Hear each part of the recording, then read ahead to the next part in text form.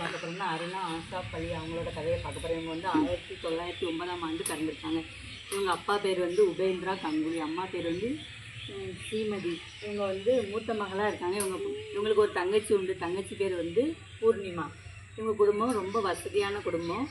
இவங்க வந்து அடிக்கடி நைனிடல் வந்து சுற்றுப்பயணம் போவாங்களாம். அந்த நைனிடல் போகிறது வந்து நிறைய அரசியல் பிரமுகர்கள் வந்து ஓய்வெடுக்கும் ஒரு நாடாக இருந்திருக்கு. அதனால் இவங்களுக்கு வந்து நிறைய அரசியல் பிரபலங்களோட பழக்கங்கள் நிறைய இருந்திருக்கு. இது வந்து ஸ்ரீமதிக்கு வந்து அவ்வளோவா திருமணத்தில் வந்து ஸ்ரீமதி மகள் வந்து அருணாவுக்கு வந்து திருமணத்தில் ஒரு நம்பிக்கை இல்லை. அந்த அப்பா வந்து கல்லூரி படிக்க முடித்த உடனே கல்யாணம் முடிச்சு வைக்கலாம் அப்படின்னு சொன்னோடனே அவங்க வந்து அதை ஏற்றுக்கிடலை. ஏன் நம்ம போய் ஒரு வீட்டில் போய் அடிமையாக யாருன்னு தெரியாதவங்ககிட்ட போய் நம்ம அடிமையாக இருக்கணும் அப்படின்னு எனக்கு கல்யாணமே வேண்டாம் அப்படின்னு இருந்திருக்காங்க. அதனால் இவங்களோட தங்கச்சிக்கு கல்யாணம் முடித்து வச்சுட்டாங்க.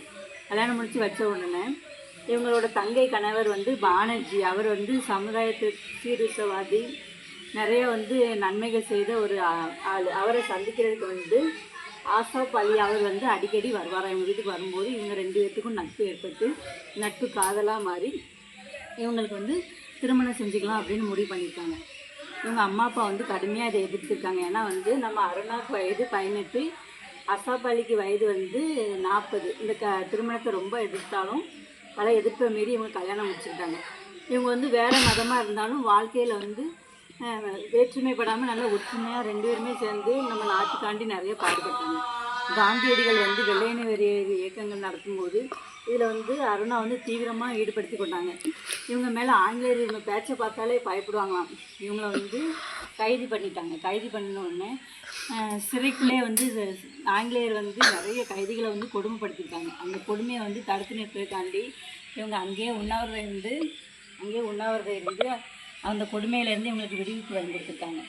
அதனால் வந்து இவர் என்ன செஞ்சாங்க, ஆங்கிலேயர்கள் தனிமையான ஒரு சிறையில் வச்சுட்டாங்க. தனிமையான ஒரு சிறையில் வச்சுட்டோன்னே அப்படி இருந்தும் இவங்க வந்து போராடி எப்படியோ 2வது வெளியே வந்துட்டாங்க. 2வது வந்து காந்தியடிகளோட முயற்சியால் வெளியில் வந்து நாட்டுக்காண்டி நிறைய விஷயங்கள் இவங்க பண்ணியிருக்காங்க. பண்ணி வெளியில் வந்ததுக்கு பிறகு ராஜ துரோக வழக்கு போட்டு உள்ளே வைக்கணும்னு சொல்லி ஆங்கிலேயர் நினச்சிருக்காங்க.